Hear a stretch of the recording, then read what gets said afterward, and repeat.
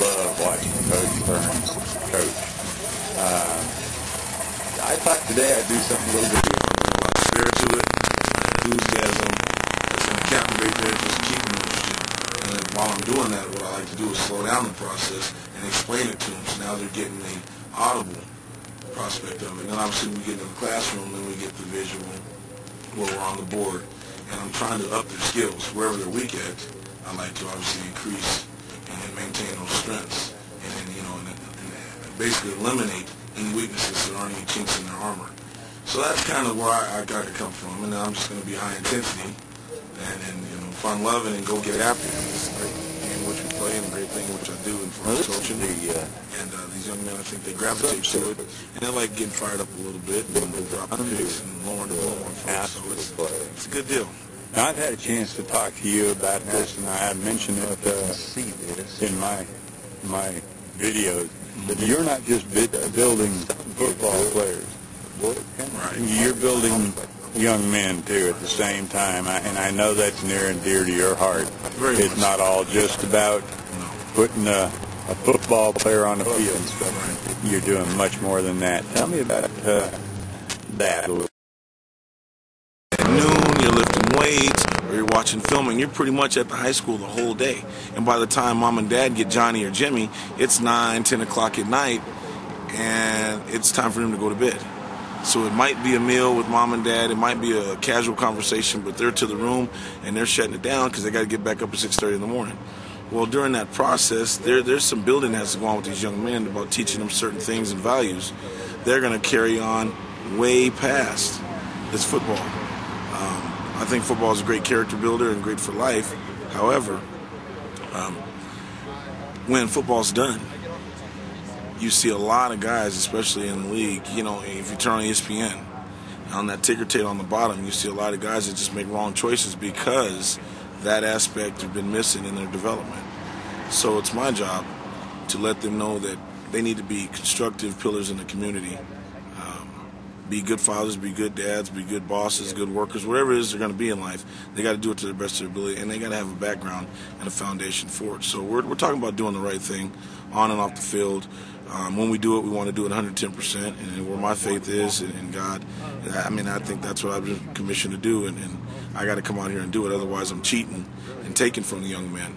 And then my own personal experiences, when I was in school, just being able to have some mentors in my life as my position coaches and other guys that took the time out to throw a rope back and help me out. So it's extremely important that we reach these young men. And that these are not just football players to you, these are your kids, aren't they? Yeah, yes they are. That's been a philosophy from when I first got started. My wife and I have really just gravitated that when we go out recruiting, when these young men come from wherever they come from, from this country or from the United States or even abroad.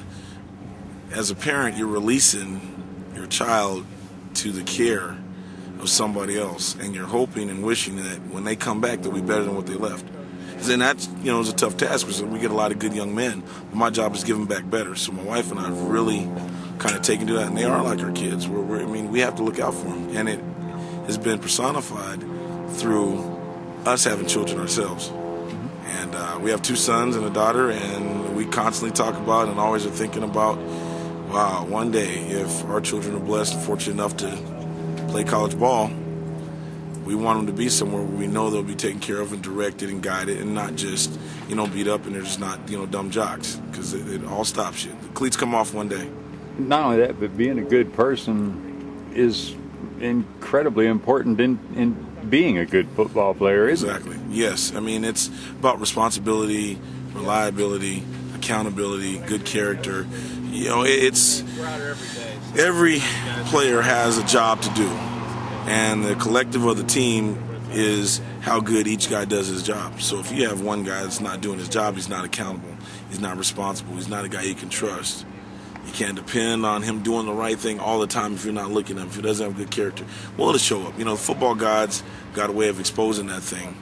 And it might come down to 3rd and 1. It might come down when you need a guy and he makes a bad decision downtown on a Saturday evening, makes a bad decision in the summer, and then you can't get that back. So it's extremely important that we have good young men around. And if they're not, if they're kind of on the edge, we can mold that and shape that. That's what we're here to do.